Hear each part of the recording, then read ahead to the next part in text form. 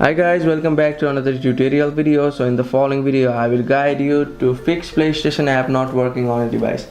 Now if you are facing the error or issue of PlayStation app not working on a device, then this is the video for you. So simply watch the video till the very end to know about it. So let's get started. Now to fix the PlayStation app not working on a device, make sure that you have strong Wi-Fi connection or data connection on a device. So if your device is not connected with Wi-Fi or data, then you won't be able to use the PlayStation app. So make sure that you are connected with the strong data or Wi-Fi. So after that, you may also open App Store or Play Store on a device and you may search PlayStation app. So let's say I'll simply search the PlayStation app.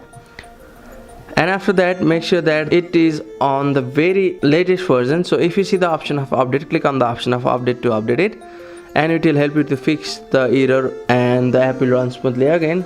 So after doing all of it, if that is good and it works, then that's good. If it doesn't, then you need to open settings on a device and you need to click on the option of general. So under general, you'll see the option of iPhone storage, so click on it, and under iPhone storage you need to find the PS app. So scroll down until you find the option of PS app. So here is the PS app, so I'll simply click on it, and under PS app you will see the option like offload app or delete app. So click on the option of offload app, and by offloading the app, it will help you to fix the errors or bugs which are occurring on your app, and it helps you the PS app work smoothly on a device.